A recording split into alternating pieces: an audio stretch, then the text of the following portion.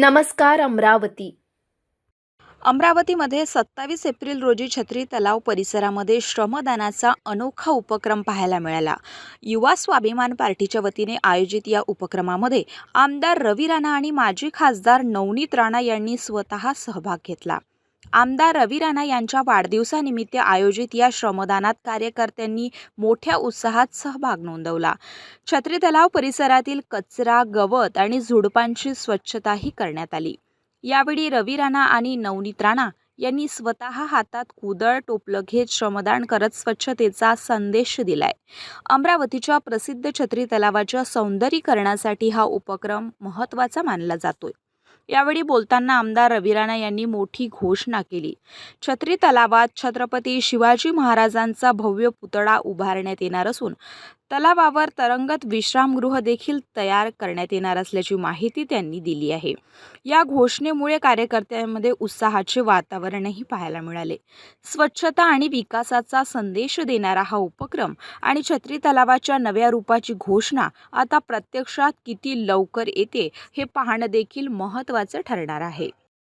मी आपल्याला एवढंच सांगू शकते की ज्या पद्धतीने छत्री तलावला 2 वर्ष अगोदरी सुद्धा आपण असंच गाळ काढण्याचं प्रकरण केला होता. आपण पूर्ण नियोजन करून पूर्ण गाळ काढण्यात आलं होतं, कारण की जे उन्हाचा पिरियड आहे त्या उन्हाच्या पिरियड मध्ये पाणीची कमतरता हे सगळ्यांना भासते.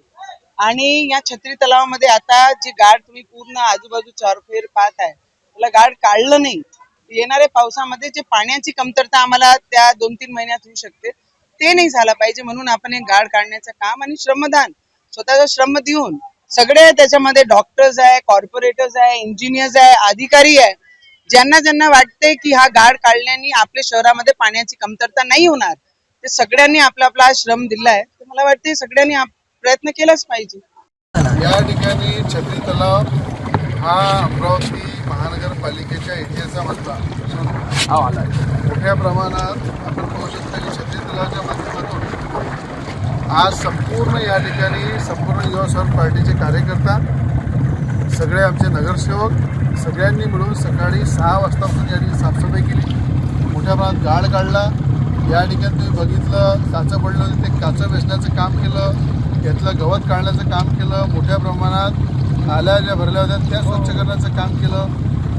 ज्या ठिकाणी ते पाहिलं की मोठ्या प्रमाणात या ठिकाणी जे मूर्त्या पडल्या होत्या आपल्या मोठ्या प्रमाणात गणपतीच्या, लक्ष्मी देवदेवतेच्या, त्या मूर्त्या उचलण्याचं काम केलं. मोठे दगडं होतं ते उचलण्याचं काम केलं. आणि मोठ्या प्रमाणात हा जनसेवा दिवस या ठिकाणी सगळ्या मिळून आम्ही इथे साजरा केलेला आहे.